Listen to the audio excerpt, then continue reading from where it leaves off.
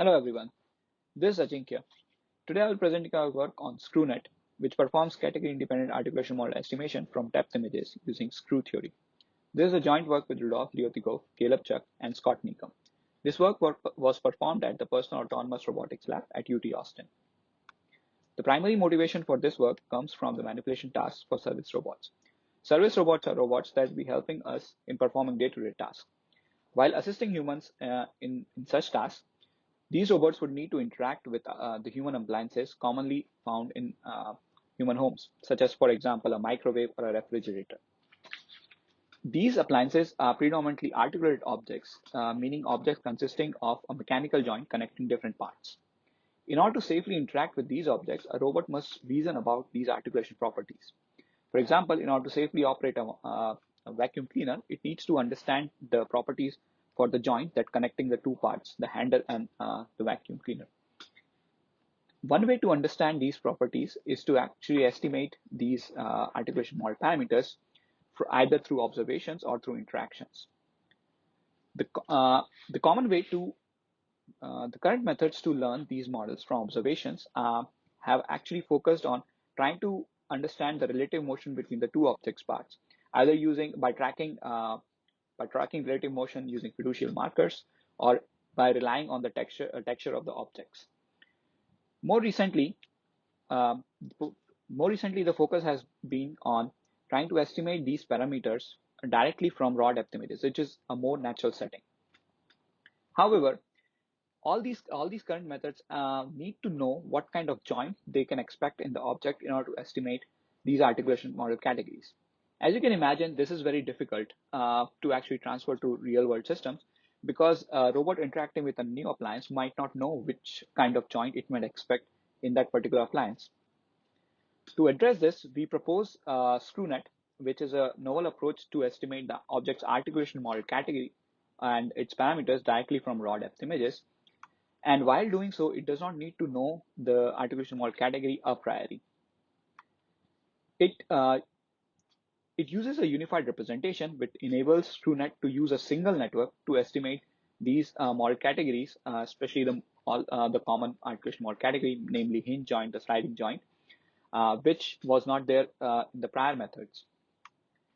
And additionally, from using the unified representation, it can represent an additional articulation model category, namely the helical model, without making any changes to the network or the training procedure. To understand how ScrewNet can perform this, we go back a little bit and try to learn directly from Chassel's theorem, which states that any displacement of a rigid body in space can be seen as a motion, can be seen as a rotation about a screw axis and the translation along the same axis.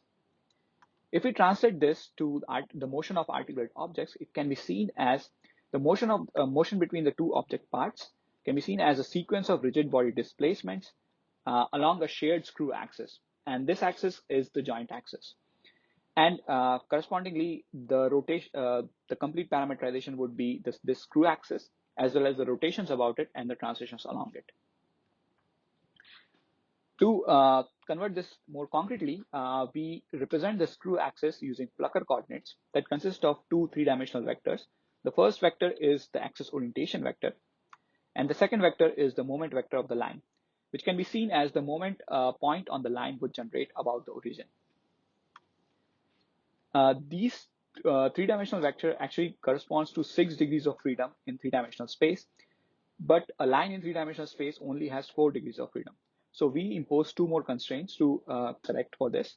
So the first constraint is that the axis orientation vector only has a unit norm.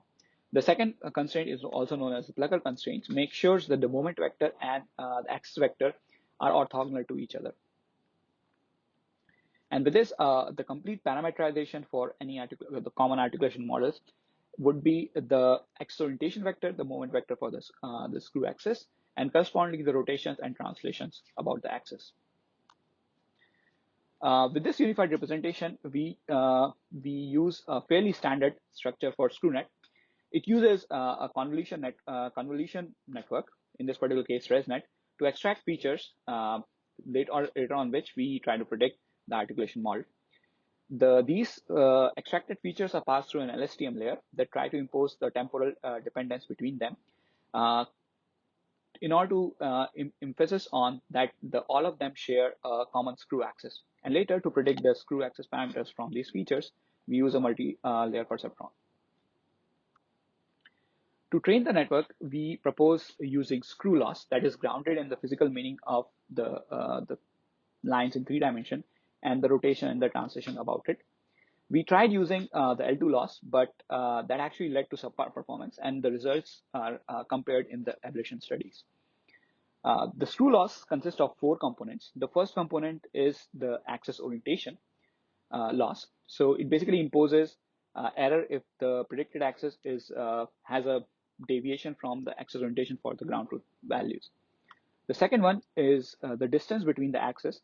So these are lines in 3D space. So they may be either parallel lines or skew lines, or they might be intersecting. A general way to represent how far apart they can be is to actually estimate the length of the shortest perpendicular between the 2 lines, and which is captured using this particular equation. The third component ensures that there's a soft constraint between corresponding to the constraint that we discussed earlier. So the first part ensures that there's a soft constraint on the unit norm of the axis orientation vector, and the second one ensures the orthogonality between the 2 vectors. The last part is to ensure that the configuration parameters that the network predicts actually corresponds to the rotations about the screw axis and the distances about the predicted screw axis. So as you can see, for imposing rotations, we use rotation matrices, the property of rotation matrices, and for to calculate the distance along 2 axes, we use the Euclidean distance.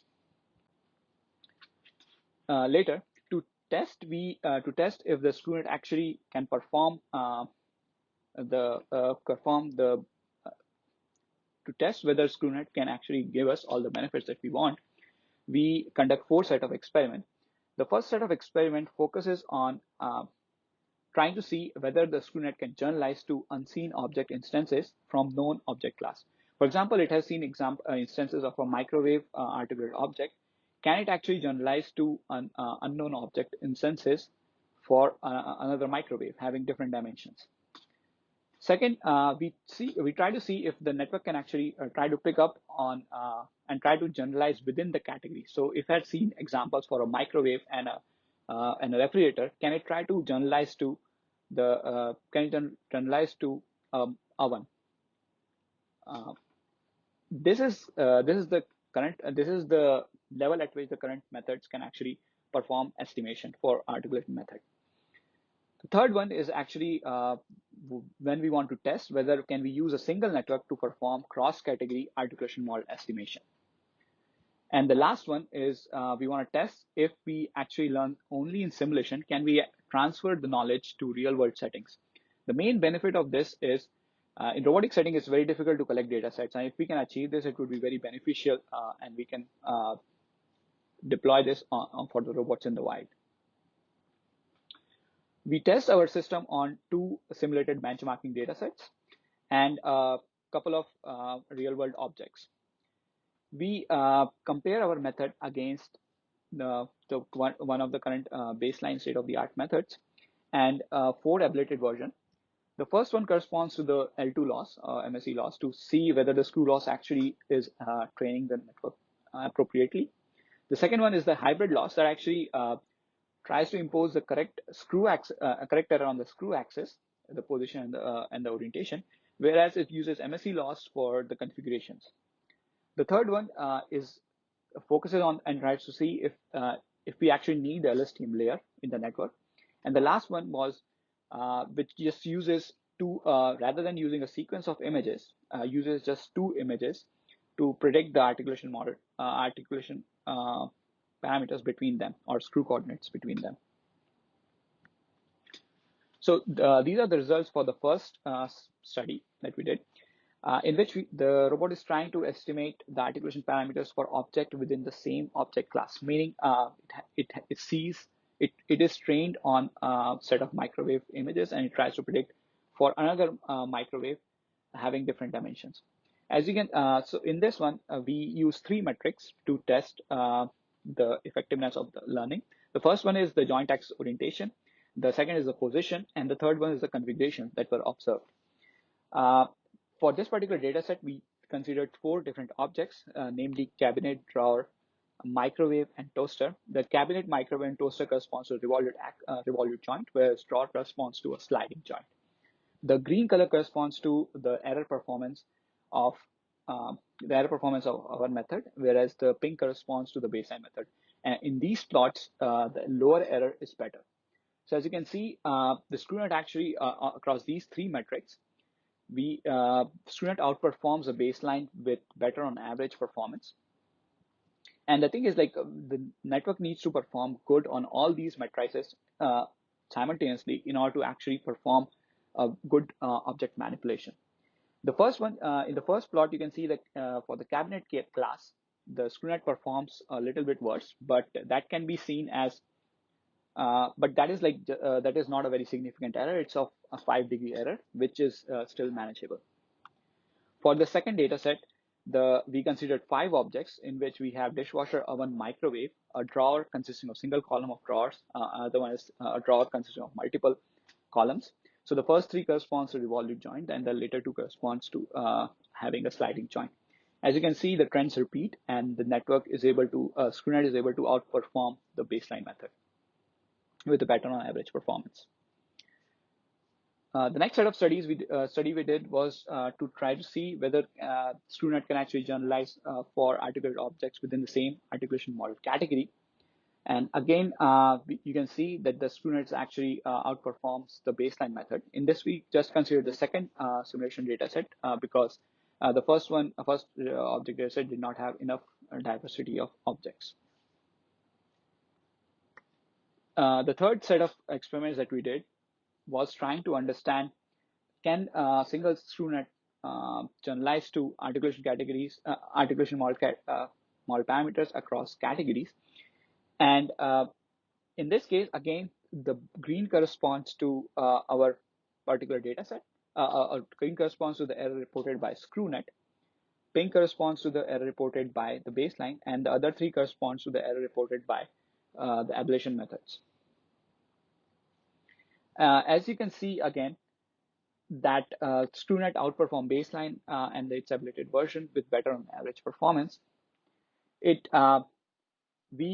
The thing to note over here is the ScrewNet and its ablated versions are actually trained, a single network is trained for them for all the 4 objects. And whereas for the baseline method, we train a single network for each object. And as you can see that the ScrewNet reports low errors. Similar trends were observed for the second data set, and the ScrewNet actually outperforms the baseline and its ablated version with better on average performance. In this particular case, again, we trained ScrewNet for one thing to note over here is that by training across all articulation models, we don't not only achieve better computational performance, but we also achieve data efficiency. Actually, ScrewNet and its ablation study were just trained only half the data set that was required by the baseline method. Lastly, we wanted to see how good can we transfer the knowledge of simulation to real world data set. This is an example for the microwave, an object. As you can see, the blue corresponds to the ground truth joint axis, and the red corresponds to the predicted axis. As you can see, the prediction results are not perfect. That means that while the network is learning, but it's not learning completely to estimate these parameters, and we might need to perform some more fine tuning or retraining on a real world data set to actually achieve performance that are suitable for manipulation tasks. To summarize our work, the key takeaway from this work is that the screw theory provides us with a unified representation for articulation models. With this representation, we don't need to know the articulation model category a priori to understand, to estimate the articulation model parameters. And using this representation, we propose ScrewNet that can estimate the object articulation model parameters directly from depth images without needing to know these model category. Unlike prior methods, and because we have a unified representation, we can use a single network for all common articulation models. With this, I will conclude my talk. Thanks.